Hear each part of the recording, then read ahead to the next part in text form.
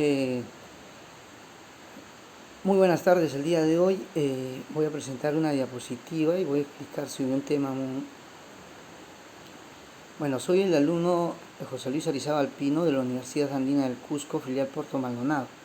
El tema a desarrollar es habeas corpus. El curso es Derecho Constitucional. Nuestro profesor es Miguel Ángel Pumasexi. Estoy cursando el tercer ciclo, Madre de Dios, Puerto Maldonado. ¿Qué es el habeas corpus? En primer lugar, el habeas corpus es una garantía constitucional. Hablamos una pequeña reseña histórica del habeas corpus, es que se ha originado en Inglaterra, ¿no? Y entró por decirlo así, en Perú por los finales del siglo XIX, en el tiempo del presidente Nicolás de Piérola. ¿Qué podemos hablar del habeas corpus? El habeas corpus está íntimamente ligado al derecho penal. ¿Qué más podemos decir de habeas corpus?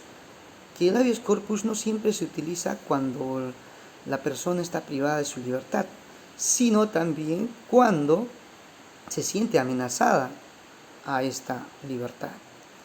Entonces, siempre hablamos que también podemos decir que el derecho de todo detenido a ser conducido a un juez o tribunal para que decida si procede o no su detención.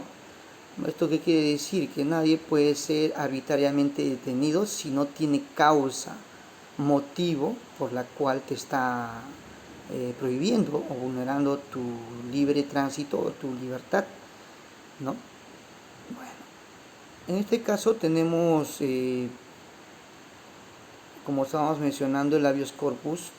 Bueno, vale recalcar que es una garantía constitucional. Protege el derecho a la libertad y conexos. Primera forma de vulneración podemos hablar por omisión, por acción. Bueno, prosiguiendo, vamos a hablar de las clases de habeas corpus o los tipos de habeas corpus. Hablamos más que todo del habeas corpus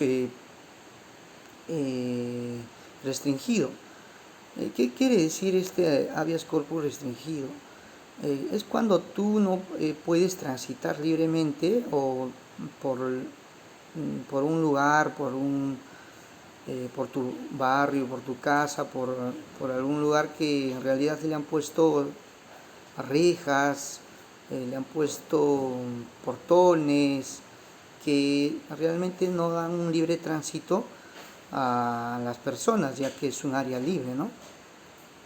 Más que todo se trata más en los casos cuando se restringe la locomoción de las personas, o sea, libre tránsito, ¿no? Que también hablamos de un habeas corpus conectivo. Es cuando una persona es privada de su libertad en condiciones no dignas, por decirlo así, o no tan humanas, cuando está en un lugar, en un centro penitenciario, o en una celda común, ¿no? O en una celda de una comisaría. Pasando al siguiente, podemos hablar del habeas corpus traslativo. Esto se da más que todo cuando existe una demora en un retraso judicial, ¿no? Podemos poner, por ejemplo, cuando se detiene a una persona y no demuestran su culpabilidad dentro de ese lapso de tiempo, el juez está obligado a dar libertad a esta persona, ya que no se le ha hecho la investigación correspondiente para dar su culpabilidad.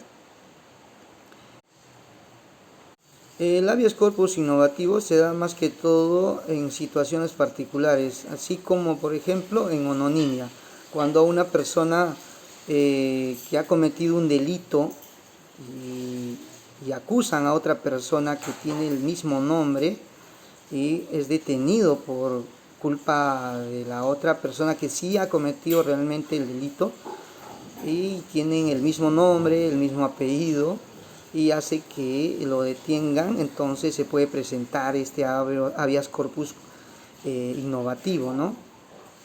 Que hace que esta persona sea detenida por equivocación. Bueno, prosiguiendo, vamos a hablar del habeas corpus instructivo. Más que todo en cuando se pierden las personas. Es el único hecho en particular que se pide ayuda al Ministerio Público para que se pueda resolver esta pérdida, ¿no?, de un individuo que por razones X haya perdido contacto con sus familiares y con las personas que más lo quieren, ¿no? Bueno, el habeas corpus conexo es un complemento a una situación que vulnere nuestra libertad, ¿no?, o derecho conexos, que no ha sido señalado en los anteriores habeas, ¿no?, en los anteriores tipos. Todo lo que complemente, por decirlo así, recalcando otra vez, valga la redundancia. El habeas corpus excepcional, tanto la doctrina y la jurisprudencia ha ido añadiendo algunos casos, ¿no?, de habeas corpus, y también podemos hablar del habeas corpus residual, que es más que todo en contra de las resoluciones judiciales cuando la misma instancia judicial va vulnerando su libertad, ¿no? Y por último podemos hablar de habeas corpus espejo, que es un habeas corpus en contra de otro habeas corpus. Bueno, pasando al análisis del Tribunal Constitucional, un caso concreto, lo cual vamos a desarrollar el Tribunal Constitucional, que está conformado por Miranda Canales, Blume Fortini, Ramos Núñez, Sardón de Taboada. El asunto de este caso es el siguiente. El asunto es: el 10 de septiembre de 2014 se interpuso un recurso de agravio constitucional interpuesto por don Teófilo Vargas Guillén y doña Nancy Odicio Luna en la Sala de Apelaciones Transitoria de la Corte Superior de Justicia de Cusco, y declaró infundada la demanda de los actos. Bueno, los antecedentes, lo decimos, es el 6 de agosto del 2014, don Teófilo Guillén y doña Nancy Odicio Luna interponen una demanda de habeas corpus en contra de Edwin Mancilla Ucañani, de retirar el portón que puso a la mitad del pasaje de uso común, ubicada en el lote 36-D, ubicada en el distrito de San Sebastián. Se da, ¿no?, el alegato sobre la vulneración de los derechos de propiedad y la libertad de tránsito. Los terrenos que compraron de la matriz de la dueña, que era la señora Mari Lilian Quevedo Ochoa, el 28 de abril de 2008, adquieren 140 metros cuadrados, que equivale al 19,145% de la área matriz del predio ascendente a 731 metros cuadrados, asignado como lote de 30 de la manzana D, distrito de San Sebastián, región de Cusco, y precisa que en la cláusula tercera de la referida escritura se reconoció el puro derecho de uso de los aires y el total del frontis, posteriormente al vendedor Quevedo Ochoa, mediante una escritura pública de rectificación del porcentaje señalado a la venta, equivale a un 45,54.19% del lote, de 36A, área independizada, inmueble que colinda entre los extremos de los pasajes común de 94.30 metros cuadrados. Alega también que el señor demandado, que tiene como propiedad el inmueble de 36B de la manzana D, que defiende argumentando que es que la supuesta compra y venta de derechos y acciones del pasaje común ha construido y colocado un portón de metal en medio del citado pasaje común, en donde el señor Edwin Mancilla Ucañani, que como propietario hace uso de su propiedad. Eso es lo que alega él.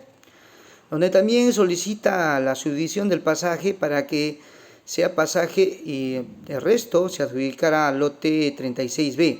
Eso es lo que hizo el señor Edwin Mancilla Ocañani.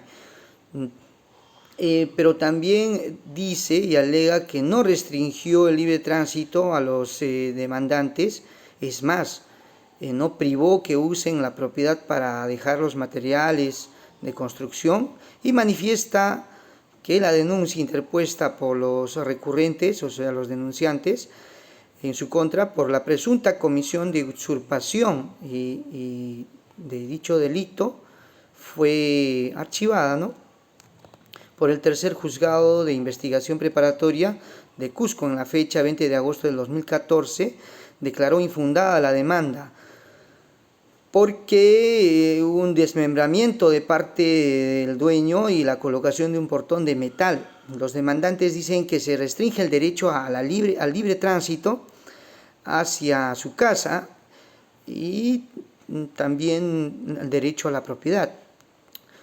Son dos cosas que deben ser resueltas por la justicia ordinaria. Y luego, ¿cuáles son los fundamentos? O el petitorio. Se pide que se retire el portón colocado en la mitad del pasaje de uso común usado en el lote 36D, distrito de San Sebastián, antes llamado Fundo Santutis, Cusco. Se alega la vulneración de los derechos de propiedad y a la libertad de tránsito. En el análisis del caso, en el caso en concreto, podemos decir se ha presentado un habeas corpus en relación con la presunta vulneración del derecho de propiedad, ¿no?, al 36A2, ese es el lote. Su pretensión no pudo ser reconocida porque no tiene incidencia directa y concreta sobre el derecho a la libertad personal, ni sobre los derechos conexos, con lo cual no se ha tomado en cuenta. Sobre la afectación del derecho a la libertad de tránsito, que dice según la Constitución, el artículo 2, inciso 11. Lo siguiente: elegir su lugar de residencia, a transitar por el territorio nacional y a seguir de él y entrar en él, salvo limitaciones por razones de sanidad o por mandato judicial o por aplicación de la ley de extranjería. Entonces, también sobre la afectación del derecho de la libertad de libre tránsito, también señala, asimismo, ha señalado que el derecho de libre tránsito es un elemento confortante a la libertad y a la condición indispensable para que el libre desarrollo de la persona y la facultad de desplazamiento que supone el derecho a la libertad de tránsito. También se manifiesta que a través del uso de las vías de naturaleza pública o de las vías privadas de uso público, lo cual nadie puede restringir, ¿no?, las vías públicas o cerrar una calle, ya que esto afecta contra nuestra libertad de poder transitar libremente, ¿no? Lo cual también el señor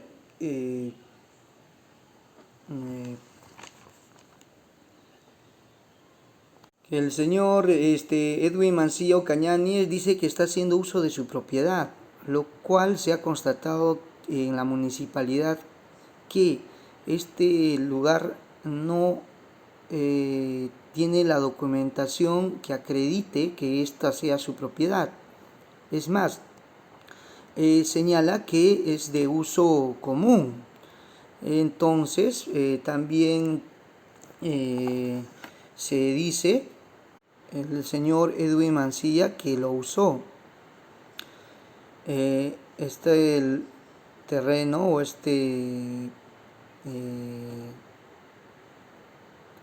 terreno, ¿no? Que lo usó más que todo porque era su propiedad, por eso puso un portón alegando que tenía uso de su tierra, ¿no? De su propiedad.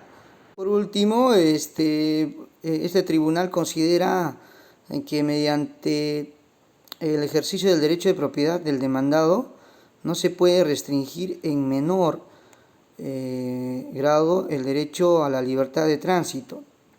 Como resulta que en el presente caso que se ha acreditado la vulneración del derecho de libertad de tránsito, por lo cual se da un efecto de sentencia, lo cual le obliga al señor Edwin Mancilla a retirar el portón, ya que este es de uso común, ¿no?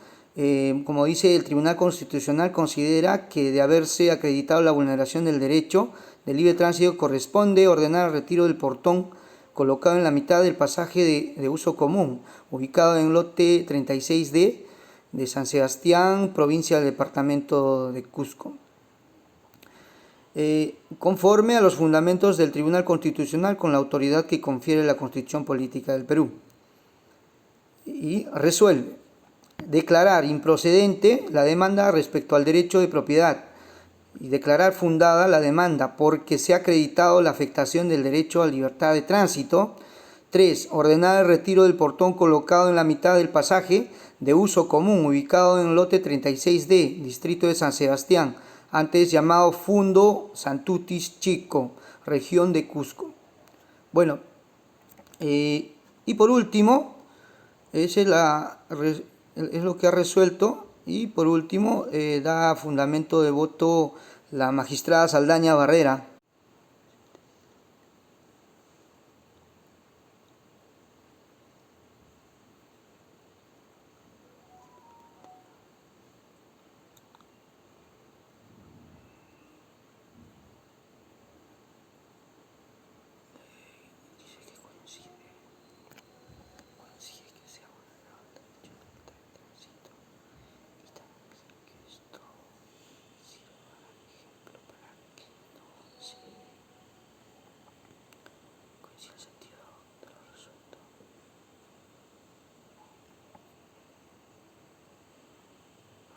Ay, no. Lo que fundamenta el voto del magistrado Espinosa Saldaña Barrera manifiesta que coincide en el sentido de lo resuelto, en lo cual se permite dar dos consideraciones. Una, que está bien resuelto la sentencia, en tanto se ha vulnerado la libertad de libre tránsito. Y la segunda, que esto que sirva como ejemplo para que no pueda darse en otras ocasiones este tipo de casos, ¿no?